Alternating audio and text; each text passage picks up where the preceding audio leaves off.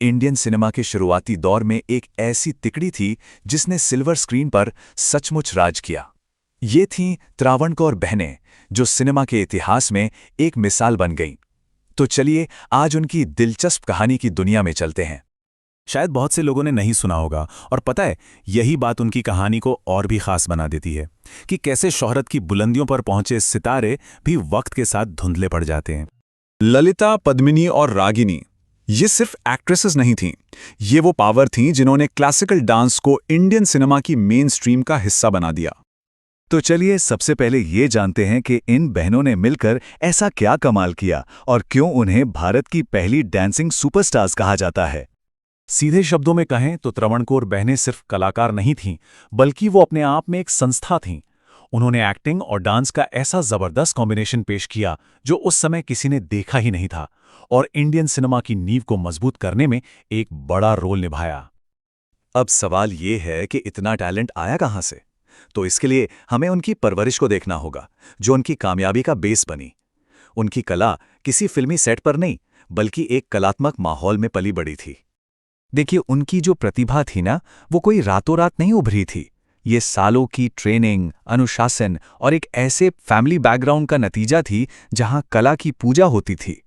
वो मलया कॉटेज नाम के अपने पुश्तैनी घर में बड़ी हुईं, जो सिर्फ एक घर नहीं, कला का एक सेंटर था। और तो और उनका कनेक्शन त्रावणकोर के शाही परिवार से भी था।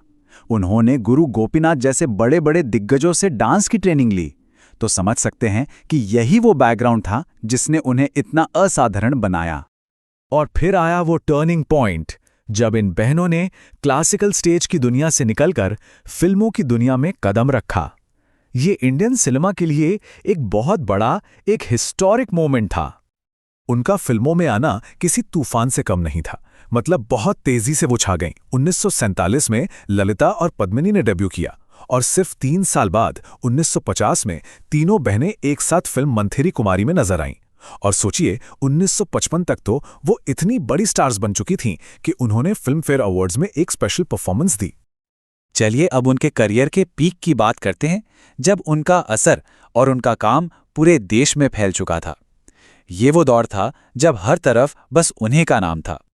अपने करियर के शुरुआती कुछ सालों में ही उन्होंने इतनी फिल्में कर लीं कि वो हर बड़े डायरेक्टर और प्रोड्यूसर की पहली पसंद बन गई थीं। जरा इन आंकड़ों को देखिए, ये सिर्फ नंबर्स नहीं है, ये उनकी पॉपुलैरिटी और मेहनत की कहानी बताते हैं। 1948 में 8 फिल्में, 1949 में 9 और 1950 में पूरी 10 फिल्में। उस जमाने के हिसाब से ये एक यकीन न करने वाली बात थी। ये दिखाता है कि ऑडियंस उन्हें पर्दे पर कितना देखना चाहती थी। और उनकी अपील किसी एक भाषा या इलाके तक सीमित नहीं थी। उन्होंने 5 अलग अलग भाषाओं में काम किया: मलयालम, तमिल, तेलुगु, हिंदी और कन्नड़। हम कह सकते हैं कि वो सही मायनों में भारत की पहली पैन इंडियन सुपरस्टार्स में से एक थीं।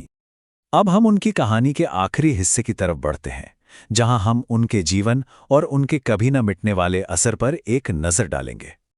लेकिन हर कहानी की तरह इस कहानी का भी एक अंत था। 1976 में रागिनी के गुजरने के साथ इस तिकड़ी का सफर थमने लगा। इसके बाद 1982 में ललिता और 2006 में पद्मिनी भी इस दुनिया से चली गई, और एक सुनहरा युग हमेशा के लिए खत्म हो गया। और ये एक बहुत ही मार्मिक बात है। उनकी कला आज भी उनकी फिल्मों में जिंदा है, लेकिन उनकी अपनी कहानियां, उनकी जिंदगी के दस्तावेज वो लगभग खो चुके हैं। ये हमें याद दिलाता है कि उनकी बची हुई विरासत कितनी कीमती है। तो ये एक बड़ा सवाल है ना, कि जब इतिहास के पन्ने खाली रह जाएं, तो किसी की विरासत को, उसकी याद को जिंदा कैसे रखा जाए? शायद उनकी फिल्में ही अब उनकी एकमात्र कहानी हैं।